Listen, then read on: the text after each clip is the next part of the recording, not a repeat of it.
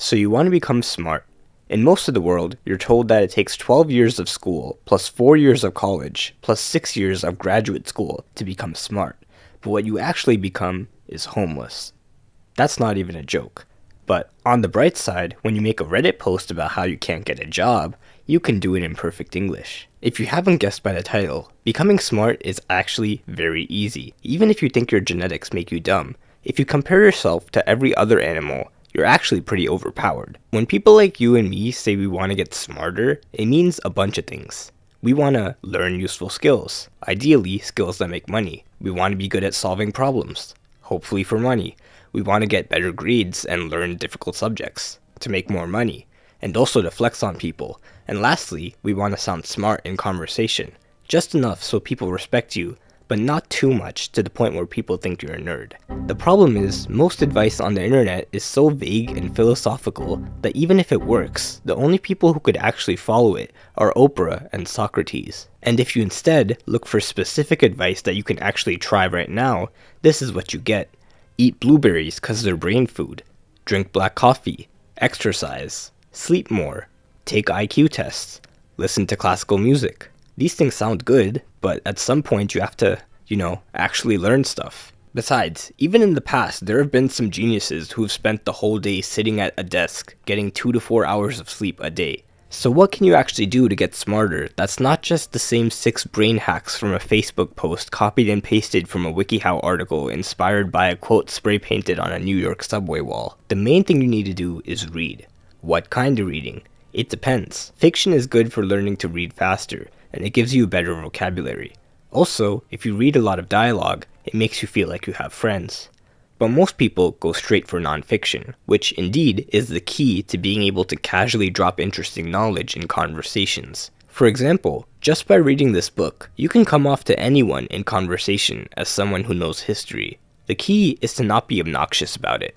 Crazy how we evolved from chimpanzees, right? Well, actually, evolution is non-linear, and several human-like species inhabited Earth simultaneously, none of which could even be remotely considered as chimpanzees. While this is considered polite by the standards of a YouTube comment section, in real life, saying "well actually" before proving someone wrong will make you instantly unlikable. Change the "well" to an "easy," and now we're talking. Let's redo that conversation. Crazy how we evolved from chimpanzees, right? It is crazy, right? I was reading the other day and apparently humans and chimpanzees... I always thought we evolved from them, but I guess we just evolved side by side. You can be smart while also being humble and also sounding like you touch grass. The key is to teach people what you know without making them sound dumb. This way, people will actually learn from you, which will make them see you as smart and respectable. Now, how do you find these books? It's actually really easy. You don't have to read the same 5 books everyone tells you to read. Just think of a topic you want to learn about, like cleaning. Now Google books about cleaning. Here's one that looks good. Usually, these books cost money, but if your finger slips, you might accidentally end up on this website, and you might accidentally search for the title of the book, and by chance, click on the first link, and oh no, accidentally downloaded a file, and opened it with the appropriate ebook viewer. Well, now that you have the book, you'll also find that not only can you pick out interesting tidbits to use in conversations, but you can also learn many useful skills. There are 10 things you should know before you learn a skill. 1. Unless you practice the skill, your brain will think it's useless and forget it. 2. You only have to know 20% of the knowledge to master 80% of the skill. So I guess we could just move on. This is called the learning curve. It's a graph of how good you get at a skill over time. As you can see, just by practicing a little bit, you can make a lot of progress in the beginning. But you have to practice. No one ever learned how to tie a tie by watching how to tie a tie. You only learn how to tie a tie by watching how to tie a tie while tying a tie. The same applies to reading. Books only make you smart if you give your brain a reason to remember the stuff in the book. So once you read the chapter on cleaning a bedroom, go ahead and clean a bedroom. Doesn't even have to be your bedroom. Just clean one. And now, you'll never forget it. But let's just imagine that's something that you can't practice right now. Like, imagine you're reading a book about cars, and then you see this diagram of how to jumpstart a dead car with a good car. Ideally, you'll read about it, and then go practice it. But not everyone has 2 cars lying around to practice on. But you can still practice it by just imagining. Imagine the moment where you'll need to know how to jumpstart a car. Put yourself in the situation, find a video, and pretend that's your car. By imagining the whole process from start to finish, you just convinced your brain that you used all that information, and now you'll remember it. Meanwhile, the person who just looked at the diagram and tried to memorize it still won't know what to do if they ever had to jumpstart a car. This is how you get smart.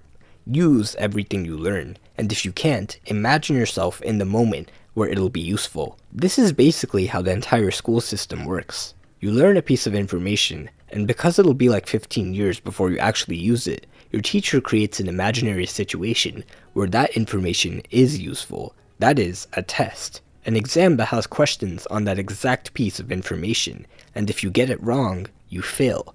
Or in South Korea, you get prison time. Just kidding, that's only if you cheat. This is usually enough to make your brain at least attempt to remember the information. The only problem is, once the test is over, your brain says it's not useful anymore, and you forget it. Some people think repetition, or spaced repetition, or studying in intervals, or mind mapping will help them get better grades and learn faster. But in reality, doing practice questions will give you the most results, because they simulate the actual situation in which you'll need to use what you learned. If you don't have any practice questions, make your own, and convince yourself that the stakes are high. Like, pretend that you're hanging off a cliff by one arm, and someone's there to pull you up, but only if you can name all the parts of a human cell. Learning information and making it seem useful to your brain is all you need to get smart. And this is why textbooks are the S-tier format for becoming smart as fast as possible. There's no fluff, no hand-holding, no distractions, just pure information, and a bunch of practice questions. And if you can't solve them, you have to flip all the way to page XXXVVIII in the appendix to get help.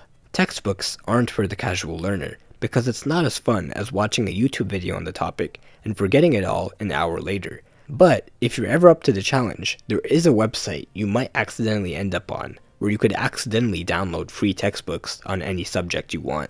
But before you do that, I'm collecting donations in the form of subscribes to fund the next video.